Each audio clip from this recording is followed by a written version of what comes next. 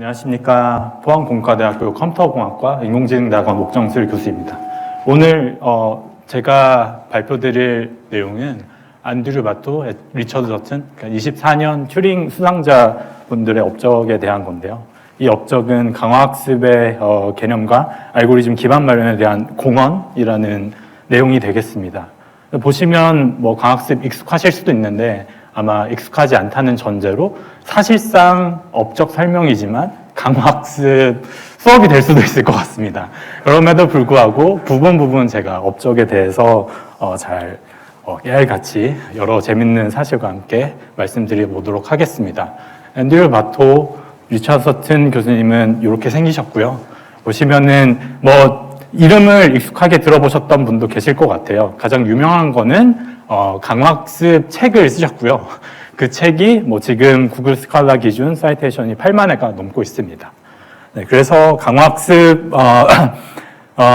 어떤 대가라고 얘기를 할 수가 있을 것 같은데요. 강화학습이라고 하는 게 다른 게 아니라 인공지능을 만드는 핵심 기술 중에 하나로 이해를 할 수가 있습니다. 그럼 인공지능 기술 하면 뭐가 떠오르시나요? 되게 많은 기술들이 떠오를 것 같은데 저는 제 자신이 굉장히 효자이기 때문에 이제 부모님을 돕기 위해서 이런 가정부 로봇을 떠올릴 수 있을 것 같아요. 근데 보시면은 이런저런 일들을, 집안일들을 굉장히 잘하죠. 근데 화질이 좋지 않습니다. 근데 2008년에 실제로 이게 알크라라는 로봇공학회 발표된 논문의 내용인데요. 근데 보시면 이걸 어떻게 했는지 보면 뒤에 무선 조종하는 훌륭한 대학원생이 있어서 이런 비디오를 찍을 수 있었습니다. 이게 시사하는 바가 무엇이냐 하면은 하드웨어는 아주 오래전부터 준비가 되어 있었다는 거죠. 2008년에도 혹은 그 이전에도. 그런데 이런 가정부 로봇이 저희 일상에 왜 없는가? 물론 지금 누군가는 만들고 있습니다. 근데 이게 왜 지금 없는가 보면은 이 로봇을 조종할 소프트웨어가 없었다는 거죠. 지능형 소프트웨어. 그래서 지능형 소프트웨어를 다르게 보면 인공지능이라고 얘기를 할 수가 있겠고요. 이 인공지능 개발은 하드웨어가 준비가 안 됐었을 때부터 사람들이 굉장히 열심히 노력하고 있었던 과업 중에 하나입니다. 그래서 가장 대표적인 어떤 기념비적인 내용을 하나 소개해드리자면 이 튜링상의 그 튜링 박사님께서 AI 개념의 기초를 제안한 기념비적인 논문 하나 쓰셨습니다. 기계는 생각할 수 있는가? 라는 제목의 논문으로도 알려져 있는데요. 여기에서는 튜링 테스트니 이미테이션 게임이니 등 여러 가지 인공지능에 대한, 지능에 대한 철학적인 고찰을 할 수 있는 개념을 구체화하는 이런 내용을 전달하고 있는데요. 그 내용 말미에 한번 보면은 이 인공지능을 만드는 데 있어서 대부분의 사람들은 이게 결국에 어른들의 마음을 흉내내는 거다 이렇게 생각하기 되게 쉬운데 사실 지능의 핵심에는 그 어른의 마음이 만들어지는 과정, 즉 어린이의 학습 과정을 시뮬레이션 하는 게 굉장히 핵심적일 수 있다는 것을 지적하고 계십니다. 즉 어떻게 보면 이게 기계학습이라는 개념의 약간 더 구체화된 내용이라고 할 수가 있겠고요. 그래서 실제로 기계학습이 인공지능 기술 개발의 핵심 기술로 뽑히고 있습니다. 그래서 보시면은 이런 카메라로 영상을 인지할 수도 있고 그다음에 자연어로 주어진 어떤 지리에 대해서도 생각을 할 수 있습니다. 당연히 이런 시도를 반복하면서 로봇을 컨트롤하는 것도 학습 과정을 통해서 이렇게 발전시킬 수 있는 거고요. 네, 그래서 보시면은 이렇게 결국에는 원하는 그 태스크를 수행하는 걸 보실 수 있습니다. 네. 그래서 인공지능 개발의 핵심 기술이 기계학습인데 이 기계학습은 사실 크게 세 가지 카테고리로 많이 나누고 있습니다. 지도학습, 비지도학습, 강학습이 있는데 그중에 오늘 제가 말씀드릴 내용은 제일 마지막에 있는 강학습 내용이 되겠습니다. 그래서 그러면은 이 강학습이라는 거는 튜링 박사님께서 제안을 하지 않았던 거냐? 당연히 아니고요. 튜링 박사님께서 기계학습을 떠올렸을 때 제일 먼저 생각할 수 있는 학습 방법론으로 강학습을 언급하고 있습니다. 강학습은 다른 게 아니라 사람이 혹은 어린이가 보상과 처벌을 받으면서 조금씩 학습하는 것처럼 기계한테도 보상과 처벌을 제공하면서 학습을 시키자라는 개념이 되겠고요. 근데 이게 굉장히 어려울 수 있다, 대신에. 그래서 난 잘 모르겠는데, 다음 달 좀 풀어줬으면 좋겠는데, 이런 말씀을 결국 하신 거예요. 그래서 어떻게 보면은 이번 튜링 수상자분들이 굉장히 의미가 큰 게 튜링 박사님께서 만들어 놓은 어떤 과업, 인공지능 만들려면 기계학습이 필요해. 그 중에 강화학습이 되게 좋을 것 같은데 강화학습 좀 어려울 것 같네. 이런 과제를 내주셨어요. 그리고 나서 사람들이 열심히 고민을 한 끝에 이제 강화학습 개념이 이렇게 정립되어 온 건데 그 정립에 가장 큰 공헌을 했다고 평가받는 앤드류 바또 리처드 서틴 교수님께서 이번 튜링 수상자가 되셨습니다. 그런 의미로 제가 강학습 연구자지만 연구자라서 이 발표가 더 뜻깊지만 튜링 수상자분들이 어떤 튜링 어워드에 걸맞는 그 과업을 뭐 해결 혹은 거기에 이제 도전한 공로로 튜링상을 수상하신 거에 더 뜻깊다고 생각이 됩니다. 그래서 강화학습 처음에 봤을 때 되게 원초적이고 직관적이면서도 어떻게 보면 되게 어려울 수도 있는데요. 사실 강화학습 주변에 늘 있었습니다. 수천 년 전부터 이어져온 강화학습이라고 할 수가 있을 것 같은데요. 동물들 저희가 어떻게 훈련을 하나요? 앉아 했을 때 앉으면 상 주고, 그리고 어디 여기저기 막 집안 해주고 놓으면 꾸짖기도 하고, 이러면서 보상과 처벌을 통해서 강아지도 훈련하고 고양이도 훈련하고, 고양이는 훈련되는지 잘 모르겠어요. 근데 여튼 그렇게 동물들, 그리고 심지어 저희 자신들도 그렇게 훈련이 되어 왔던 것 같아요. 학습을 해왔던 것 같아요. 그래서 이 강화학습이 굉장히 강력한데, 보시면은 숫자 기억 게임을 이렇게 스크린에 숫자를 보여주고 이 순서대로, 낮은 순서대로 이렇게 누르는 그런 태스크를 숫자 기억 게임이라고 하고, 이분한테는 거의 한 5초, 10초 넘게 숫자를 보여주고 누르는데 잘 맞추지 못하죠.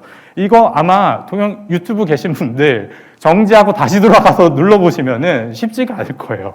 그런데 강화학습을 통해서 침팬치를 이 태스크를 풀도록 훈련을 할 수가 있습니다. 보시면은 이 침팬치가 하면은 방금 과자 하나 떨어졌죠? 보시면 순식간에 숫자를 기억하고 번호를 착착착 누릅니다. 이게 진짜 강화학습의 힘을 보여주는 그런 하나의 예제가 될 것 같은데요. 그렇죠? 네. 그래서 이 컴퓨터공학의 강화학습은 정말 다른 게 아니라 그 원초적인 학습, 강력한 그 학습 기전을 컴퓨터랑 하겠다라는 개념이 컴퓨터공학의 인공지능의 강화학습이 되겠습니다.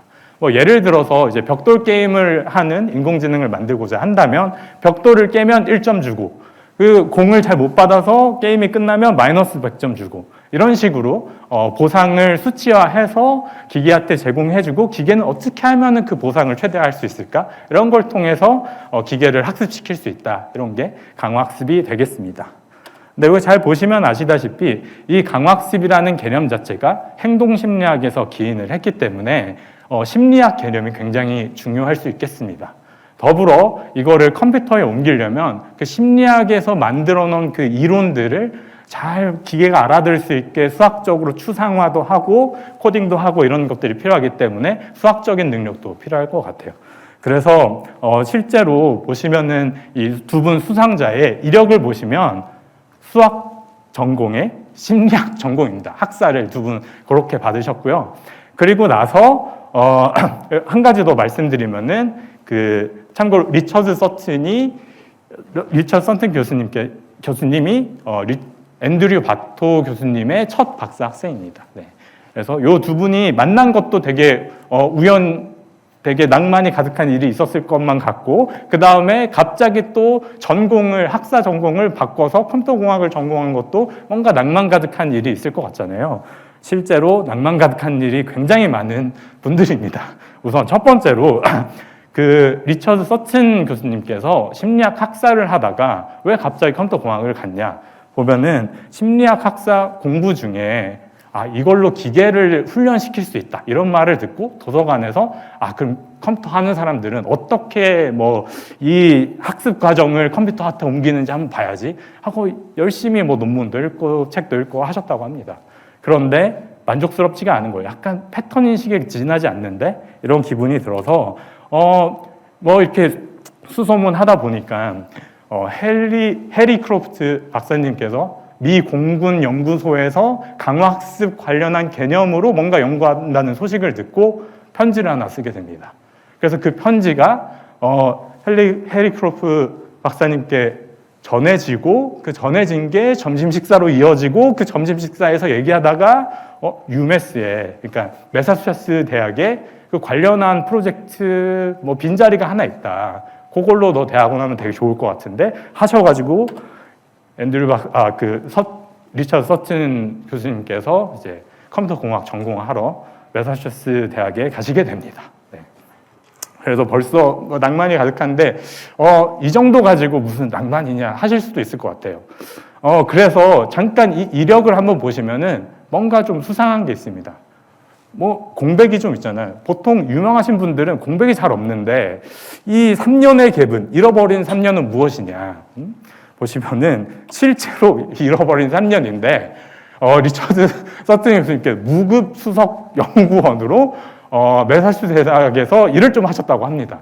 그럼 이때 동안 무슨 일을 도대체 했길래 뭐 무급에 그런 열정을 태울 일이 뭐가 있었냐? 바로 그 유명한 강화학습 초판을 쓰신다고 3년을 쓰셨다고 합니다. 그리고 나서 약간 디자인이 다른데 지금 2018년도 와서는 이제 이게 2판이 나와서 좀 디자인이 변경된 이런 책이 좀 더 알려질 것 같고요. 그래서 실제로 보시면은 제 연구실에서 이거는 어제 새벽에 사실 찍은 사진인데 제 연구실에도 이제 강화학습 책이 있는데 열어보니까 예전에는 미처 인지하지 못했던 글귀가 눈에 들어오는 거예요. In memory of 해리 크로프트. 그러니까 제일 처음에 그 강화학습의 길로 이끌으셨던 박사님을 기리며 이렇게 써져 있었던 거예요. 예전에는 별 생각 없이 그냥 빨리 뭐 마쿠 디션 프로세스 어디 갔어? 막 이러면서 뭐 딴 거 봤는데 이제 이런 게 보이더라고요. 그래서 굉장히 낭만이 넘치시는 분이다. 라는 걸 좀 말씀드리고 싶었고요. 그래서 좀 딴 길로 샜는데 다시 강화학습으로 돌아와서 강화학습이 뭐 대략적으로는 알겠는데 구체적으로 어떻게 되는 건지 조금 설명드리는 시간을 가지도록 하겠습니다. 우선 강화학습 개념부터 좀 잡으려고 하는데요. 보시면은 기계학습에 여러 가지 학습 개념들이 있습니다. 지도학습, 비지도학습, 강화학습. 근데 왜 강화학습이 좀 특별한가? 이런 것들을 좀 설명을 하고 싶은데요. 우선 그러기 위해서 간단히 지도학습에 대해서 좀 설명드리려고 합니다. 이게 그림이 깨져서 잘 안 보이는데요. 네, 이렇게 생긴 그림입니다만 죄송합니다. 이거를 확인을 못했습니다. 보시면은 지도학습은 주로 패턴 인식에 용이한 그런 방법론인데 어떤 이미지가 주어지면 그 이미지에 뭐 원하는 레이블이 있죠. 뭐 고양이든 개든 그러면은 이 모델을 통과시키면서 이미지를 집어넣었을 때 원래 강아지 그림이면 강아지가 출력되게끔 모델 파라미터를 좀 수정을 하는 것이 이제 지도학습이 되겠습니다. 이런 관련된 내용으로 2018년 튜링상이 딥러닝을 개발한 제프리 힌튼, 요샤 벤주, 얀드큰 박사님께 돌아간 사례가 있습니다. 그러면 이 지도학습 충분히 좋은 것 같다. 굉장히 직관적이죠. 어떻게 보면은 입력이 있으면 원하는 출력이 있고 그거를 따라하도록 학습을 해라. 어떻게 보면은 패턴 인식 같은 건데 보시면 이걸 가지고 AI 에이전트를 만드는 걸 생각해 볼 수가 있을 것 같습니다. 보시면은 만약에 벽돌 깨기 게임을 한다 그러면은 이렇게 벽돌 깨기 게임에 비디오 프레임을 입력받고 거기에 전문가가 어떻게 왼쪽 오른쪽을 컨트롤하는지 그걸 레이블 삼아서 지도학습을 수행을 할 수가 있겠습니다. 근데 이렇게 되면 지도학습의 목표는 뭔가 이 게임을 더 잘하고 싶은 것도 있겠지만 직접적으로 주는 거는 그 전문가의 행동을 따라하게끔 하는 그런 모사학습에 가깝다고 얘기를 할 수가 있겠습니다. 이 모사학습에 근데 이름이 모사학습은 굉장히 중요한 학습 방법 중에 하나지만 몇 가지 한계점이 있습니다. 첫 번째로는 이게 기계가 아주 좋은 학생이라서 굉장히 잘 공부를 하는데 모든 거를 데이터를 기억할 수 있을 만큼 똑똑한 학생인데 이 학생한테 잘못된 데이터를 주면 안 되잖아요. 그래서 전문가를 고용해야 되고 잘 아시겠지만 전문가 고용하기에 굉장히 비용이 많이 듭니다. 그래서 데이터 수집을 많이 해야 되는데 돈이 많이 든다. 이런 단점이 있을 것 같고요. 또 다른 아주 펀더멘탈한 단점 중에 하나는 한계점 중에 하나는 모사 학습 자체가 목표이기 때문에 전문가보다 데이터셋보다 더 뛰어나게 성능을 달성할 수 없다는 겁니다. 만약에 벽돌 깨기 게임 해서 전문가가 한 100점 정도밖에 못한다면은 이거 지도학습을 통해서 학습된 AI 에이전트는 100점 정도의 한계를 가질 것 같습니다. 그렇죠? 근데 학습이라는 게 그렇게 한계가 있으면 좀 불편하잖아요. 그래서 강화학습은 그냥 이 따라하는 게 목적이 아니라 어떻게 하면 더 잘할지를 고민하게끔 하는 프레임워크라고 할 수가 있겠습니다. 그래서 강화학습 프레임워크를 좀 차근차근 설명을 드리면 우선 에이전트가 있습니다. AI 에이전트라고 생각하시면 될 것 같고요. 벽돌 깨기 게임에서 왼쪽 갈지 오른쪽 갈지 행동을 결정하는 주체가 되겠습니다. 그리고 그 에이전트 맞은편에는 환경이 있습니다. 이 환경은 벽돌 깨기 게임 그 자체가 되죠. 그랬을 때 이 환경이 벽돌 깨기 게임이 어떤 상태인지를 관찰을 하고 AI 에이전트는 결정을 내립니다. 왼쪽으로 갈지 오른쪽으로 갈지 행동을 취하고요. 그러면 그에 상응해서 그 벽돌 깨기 게임은 플러스 1점을 주든 마이너스 100점을 주든 아무 일도 일어나지 않던 보상을 AI 에이전트한테 전달을 합니다. 또한 동시에 이 환경에서 어떤 행동을 취했기 때문에 환경이 움직이겠죠. 스페이스바를 오른쪽으로 움직이면은 스페이스 진짜 오른쪽으로 움직여야 되겠죠. 그래서 그 액션에 상응하는 다음 상태 업데이트가 또 이루어집니다. 그리고 강화학습에서는 기본적으로 이 스테이트 리워드 액션을 계속 반복해서 생성하는 식으로 인터랙션 하는 게 이루어지게 됩니다.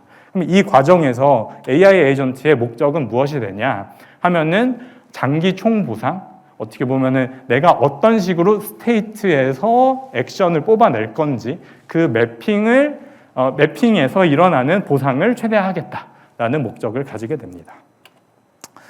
그래서 뭐 가령 예를 들어서 제가 뉴럴 네트워크를 사용을 해서 이런 상태에서 행동으로 넘어가는 정책 네트워크라는 거를 학습시키려고 합니다. 그래서 비디오 프레임이 입력 들어오면은 출력으로 오른쪽으로 갈 확률을 이제 출력하게 되는 그런 네트워크인데요. 그리고 뭐 보면은 그냥 클래시피케이션, 아까 얘기했던 그 지도학습이랑 크게 다르지가 않습니다. 그래서 가령 이렇게 공이 오른쪽 아래로 떨어지고 있는 상황이면은 오른쪽으로 가서 내가 받아야 되겠다 이런 판단을 내리기를 기대를 하는 거죠. 이게 어떻게 학습이 되냐면 첫 번째, 만약에 오른쪽으로 쭉 가서 공을 진짜 받아서 벽돌을 잘 깨냈어요. 그러면은 어떤 성공적인 기억이잖아요.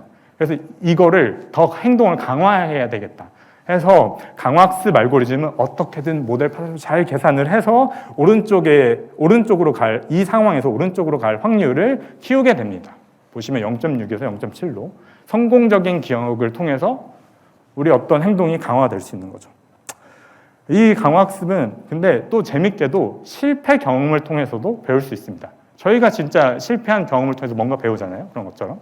그래서 똑같은 상황인데 이번에는 반대로 왼쪽으로 가서 공을 받지 못해서 게임 오버가 돼서 마이너스 100점에 처벌을 받았다고 한다면 강화학습 알고리즘은 이 마이너스 100점을 피하기 위해서 왼쪽으로 갈 확률을 줄이게 됩니다. 거꾸로 얘기하면 오른쪽으로 갈 확률을 키우게 되는 거죠. 그래서 오른쪽으로 갈 확률이 강화학습 이후에 0.6에서 0.8로 넘어가는 걸 볼 수가 증가하는 걸 볼 수가 있습니다.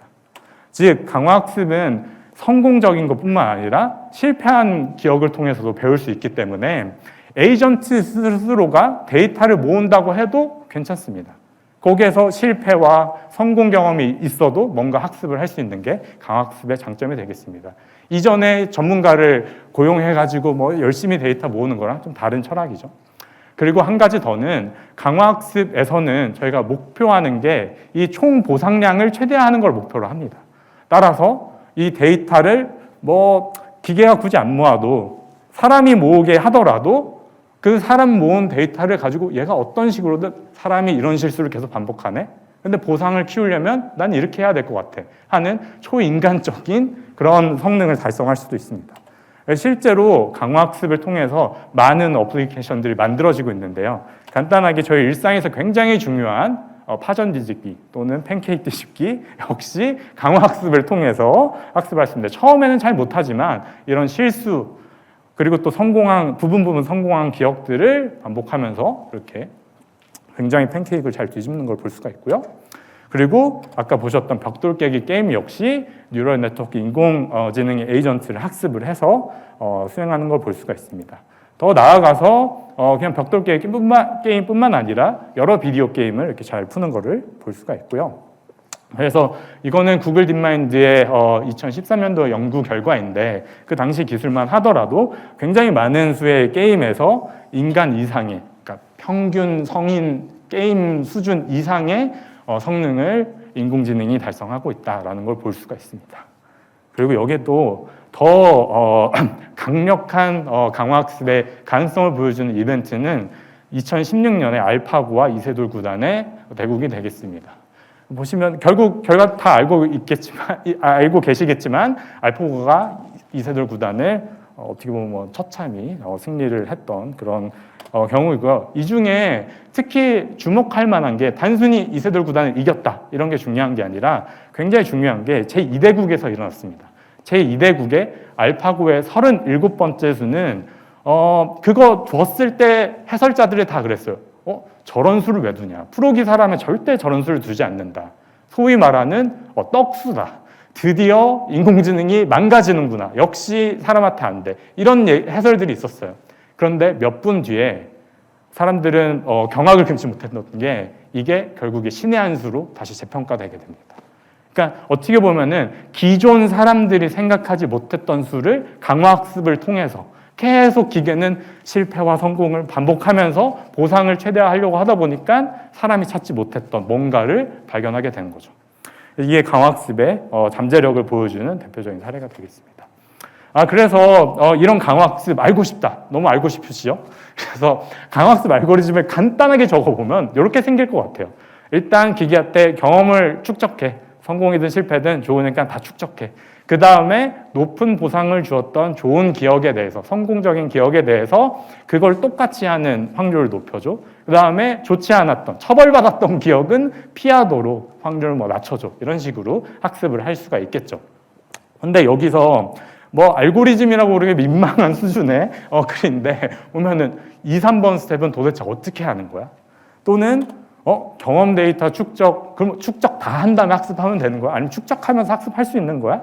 이런 질문들이 생기기 마련입니다. 이런 강화학습 알고리즘의 핵심적인 질문을 리차드 셔튼 교수님과 앤드류 바토 교수님이 해결을 하고 있습니다. 그래서 강화학습 알고리즘을 조금 더 구체적으로 좀 설명을 드리자면 첫 번째로 결국에 우리가 하고 싶은 거는 어떤 보상을 최대화하는 문제, 최적화 문제를 풀고 싶은 겁니다.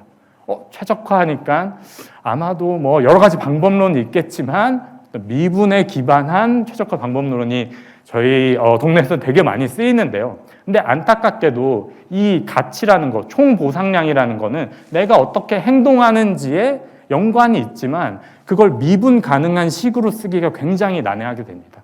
그래서 이전에는 이거 미분 어떻게 하지? 뭘 최적화해야 되는지는 알겠는데 이거를 좀 효율적으로 학습하는 방법이 없었던 겁니다.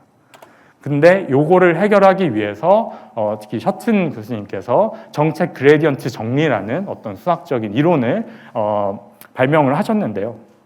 보시면은 복잡한 수식이지만 딴 게 아니라 그 예전에 최적화하고 싶었던 요 V라는 가치라는 친구의 미분 값을 좀 근사할 수 있는 좋은 계산식을 만들어냈다고 이해를 하시면 좋을 것 같습니다. 그래서 이런 그 정책 그레디언트 정리에 기반한 강화학습 방법론을 정책 그레디언트 방법론이라고 얘기를 하고 있습니다.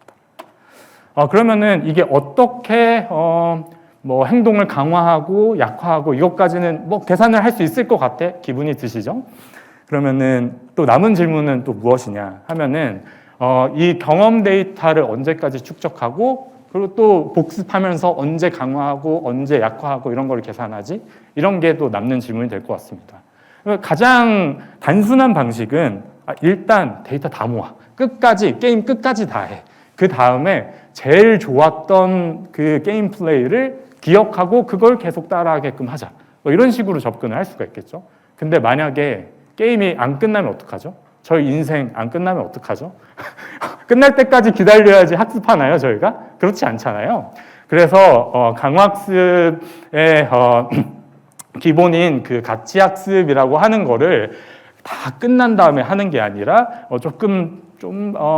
그때 이렇게 할 수 있는 방법은 없을까? 이런 거를 발명하신 게 리차드 셔튼과 그다음에 앤드류 바트 교수님의 또 주요한 업적이 되어 있습니다. 그걸 시간차 학습이라고 하는데요. 이게 딴 게 아니라 다른 시점의 정보로 예측한 차이를 이제 최소화하겠다라는 건데, 예를 들어서 지금 현재 시점의 미래에 대한 가치를 예상을 해요. 지금 제가 앞으로 할 말을 이렇게 하면은 남은 시간이 얼마고, 그래서 유튜브 조회수와 좋아요가 어떻게 되겠지? 뭐 이런 거를 뭐 상상을 하는 거죠. 그리고 나서 1분 뒤에 제가 막 중간에 실수가 있었어요. 뭐가 있었어요. 뭐 그러면은 좀 더 많은 정보가 생겼잖아요. 그런 다음에 좋아요를 좀 더 잘 예측을 할 수가 있겠죠. 그러니까 그 시점의 시점 차이의 예측이 안 나도록 계속 노력하는 식으로 가치를 추정을 할 수 있고, 이런 걸 통해서 강화학습을 조금 더 세밀한 타임 스케일로 할 수 있을 것 같다라는 게 시간차 학습의 핵심 아이디어가 되겠습니다. 네. 그래서 이 시간차 학습이라고 하는 거를 실제 동물 실험에서도 거꾸로 확인을 할 수가 있었거든요. 되게 재밌는 게 약간 파블로프의 개 실험이랑 되게 비슷한데, 어떤 원숭이한테 종소리를 하나 들려주고 몇 초 있다가 바나나를 줍니다. 그러면은 제일 처음에는 종소리가 뭔지 의미도 모르겠으니까 요거 듣고 안 듣고 상관없이 바나나를 먹을 때 도파민이 막 분비가 돼요. 아, 너무 행복하다. 보상이다. 최고다. 근데 이거를 계속 종소리랑 같이 연동시켜서 이제 학습을 시키다 보면은 어느 시점에는 종소리만 들려줘도 그 종소리 들었을 때 도파민이 나와요. 그리고 나서 바나나를 먹을 때는 막상 실제적인 리워드가 생겼는데 도파민이 나오지 않습니다. 왜냐? 그 기대는 종소리 들을 때 이미 다 했으니까. 그리고 나서 또 나중에는 종소리만 들려주고, 너무 잔인하죠? 바나나를 주지 않습니다. 그러면 어떤 일이 생기냐 하면은, 이 도파민이라는 게 처음에 종소리 딱 들으면은 나와요. 근데 바나나가 안 나오네? 그러면 실망을 하게 됩니다. 도파민이 줄어듭니다. 어떻게 보면은 이 도파민이라고 하는 거는 그 시점 사이들의 예측 결과, 가치 예측 결과값의 차이로 비례한다는 걸 이제 살펴볼 수가 있게 됐는데요. 그래서 실제로 이 시간차 학습이라고 하는 게 우리 뇌에서도 돌아가고 있고, 그게 이제 또 기계학습, 강화학습의 핵심 기술로 쓰이고 있다는 게 되게 재밌는 사실이 될 것 같습니다. 그래서 강화학습 되게 재밌어 보이고 오랫동안 연구해 오셨잖아요. 보시면 막 1990년도, 80년도 이때 주요한 결과들이 대부분 나왔거든요. 근데 왜 지금에 와서 튜링상을 이제야 주느냐 하는 걸 좀 설명드리고 싶은데요. 이거는 AI 기술의 발전사와도 되게 연관이 깊습니다. 그래서 처음에는 뭐 규칙 기반의 AI, 그 다음에 단순한 패턴을 인지하는 AI, 더 나아가서 챗GPT, 뭐 디퓨전 모델 같은 생성형 AI, 그 다음에 더 나아가서 뭐 스스로 행동도 하고 질문도 먼저 하는 AI 에이전트들로 이렇게 AI들이 발전이 되고 있는데요. 특히 AI 에이전트의 이제 강화학습이 잘 부합하기 때문에 이 친구가 이제 주목을 받는 것 같습니다. 그래서 실제로 아마 강화학습은 제일 마지막에 될 거야. 이런 거를 튜링 박사님께서 이미 예측을 해 놓으셨습니다. 어떻게 보면 이 보상과 처벌을 통해서 학습하는 게 뭐 펀더멘탈일 것 같아. 그게 근본이지. 이런 생각을 했는데, 아마도 처벌과 보상만 가지고 뭔가를 배우는 건 굉장히 힘들 것 같다는 거죠. 왜냐하면 뭐 신앙송 같은 걸 막 하는데 잘했으면은 1점 주고 아니면은 마이너스 1점 주고, 근데 그렇게 하면은 시 낭송을 우연치 않게 잘 될 리가 굉장히 없잖아요. 뭐 시를 애시당초에 보여주지도 않고 그냥 외우라고 그러는 경우도 있을 테니까. 그렇기 때문에 강화학습에서 보상과 처벌 신호의 정보량이 적어서 학습이 굉장히 어려울 것 같다 하는 거고요. 그래서 이거 보시면은 강화학습의 펀더멘탈한 문제가 사실 이전에 있었습니다. 뭐냐면 기본적으로 실패와 성공 기억을 반복하면서 뭔가 학습을 하기 때문에 학습 비용이라고 하는 건 이론적으로 가능한 상태에서 가능한 행동수를 다 해봐야지 최적의 결과값을 낼 수가 있는 거죠. 최적의 행동을 찾을 수가 있는 거죠. 그러니까 굉장히 학습 비용이 큰 학습 방법이다라는 거죠. 근데 이 실패에는 자동차 사고도 있을 것 같고, 또 다른 뭐 인명사고, 또 다른 금전적인 손해, 이런 것들이 다 있을 수가 있는 거죠. 그래서 강화학습 연구가 굉장히 쉽지가 않았습니다. 그런데 이렇게 하고 보니까 지도학습이 그렇게 나쁜 것만은 아니네라는 생각이 들 수 있을 것 같아요. 전문가들이 잘 모아놓은 그 데이터를 가지고 인공지능은 빠르게 그 패턴을 복사하면서 모사하면서 학습을 할 수가 있어요. 하지만 강화학습처럼 보상을 최대화하는 목적은 없기 때문에 성능 향상에 어떤 제한이 있다는 그런 단점이 있는 거죠. 반대로 강화학습은 학습이 너무 느리다. 최종적으로는 제일 잘할 것 같긴 한데 너무 느리다는 거죠. 그래서 요즘 사람들이 발견한 지도학습과 강화학습의 적절한 조화는 처음에 지도학습으로 빠르게 성능을 높여보자. 마치 우리가 구구단을 그냥 암기하는 것처럼. 덧셈을 우리가 하지 않잖아요. 그냥 이렇게 기억하는 걸로 지도학습으로 빠르게 학습을 하고 그 다음에 강화학습을 통해서 성능 한계를 뚫어보자 하는 방식으로 인공지능들이 많이 개발이 되고 있습니다. 그래서 어떻게 보면은 지금까지 지도학습을 통한 기초적인 인공지능을 만들려고 사람들이 노력을 했던 거고요. 그게 어느 정도 만들어지니까 이제 요거 가지고 더 잘하는 거 한계를 뚫어야지 하는 거를 지금 사람들이 많이 보고 있는 것 같습니다. 실제로 2022년에 발표됐던 챗GPT 같은 경우에서도 비지도학습 혹은 자기지도학습을 통해서 모델을 먼저 만들고 이 친구를 강화학습을 통해서 튜닝을 하는 식으로 개발을 했습니다. 그리고 더 나아가서는 이거를 사람이 뭐 보상 체계를 주는 게 아니라 자기 스스로 보상 체계를 만들어 가면서 학습하는 것들도 요즘 나오고 있습니다. 그래서 뭐 강화학습의 응용은 굉장히 다양한데요. 실제로 보상 체계가 있는 어느 곳이든 다 쓸 수가 있습니다. 그래서 벽돌 깨기 게임도 될 수 있고 알파고처럼 승리, 패배, 승리 플러스 1, 패배 마이너스 1 하면서 학습을 할 수가 있을 것 같고요. 로봇 컨트롤도 원하는 지점까지 물체를 옮기면 플러스 1점, 그렇지 않으면 0점 이런 식으로 보상 체계를 정의하고 강화학습 문제를 정의할 수가 있습니다. 그리고 실제로 저희 주변에 훨씬 더 많은 응용들이 있는데요. 유튜브 추천 알고리즘 같은 경우에 저희가 클릭하면 보상 1점, 클릭 안 하면 0점 이런 식으로 강화학습을 통해서 학습을 할 수가 있고 챗GPT 역시 답변 A, B를 주고 A, B 중에 뭐가 좋아? 이런 걸 피드백을 받으면서 더 많은 좋아요를 받기 위해서 학습을 할 수가 있습니다. 강화학습을 통해서요. 그리고 로봇 컨트롤도 할 수 있고 더 나아가서 이 로봇 컨트롤을 통해서 새로운 물질을 알아서 찾아내는 마치 하나의 화학공학과 연구실을 기계로 만드는 이런 노력들도 있고요. 그리고 뭐 칩 디자인, 반도체 디자인 같은 것들도 강화학습을 통해서 할 수 있고 주식 투자도 금전적인 손실과 이득을 보상 시그널로 한다면 강화학습으로 학습을 할 수가 있습니다. 그래서 되게 많은 응용들이 있습니다. 그래서 어떻게 보면은 길면 길고 짧으면 짧은 인공지능 이 발전 속에서 강화학습은 늘 꾸준히 있어 왔는데요. 이제야 주목받아서 저는 되게 기쁘면서도 한편으로는 조금 씁쓸하기도 하죠. 이전에는 강화학습 한다 그러면은 그거 지금 할 때가 아닌 것 같은데 이런 얘기를 솔직히 많이 들었거든요. 그래서 비슷한 고찰을 좀 서튼 교수님도 하셨던 것 같아요. Andy and I have been like a fixed point amidst all the things that happened. Yeah. Because we were at the beginning, we said, oh, yeah, learning from experience, that's the right thing. Rewards and penalties, yeah, that makes sense. Let's figure that out. And then we had to do all the research, find out which other fields had done anything like that, and there weren't that many. And then we said, well, no one did this, but someone should do this. This should be a field. Let's do it for a while. Hey, now let's write a textbook on it and make it a field. Let's increase interest in it. It's not expert systems, and it's not supervised learning. It seems like this is important, and we've just always said that. Yeah, but there hasn't been. I don't subscribe to the point of view that things are happening so fast now. Yeah. And it's tremendous progress has been made. I don't subscribe to that point of view. I think it's a marathon. Yeah. It's not a sprint. We still have far to go. The most impactful aspects of AI are yet to come.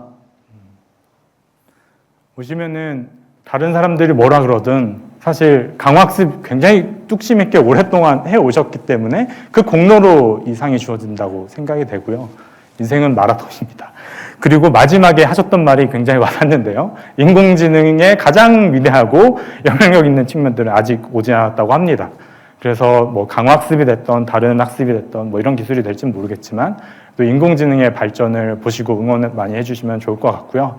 오늘 부족하지만 앤드류 바투 리처드 서튼 튜링 수학자 해설을 맡았던 옥정술입니다.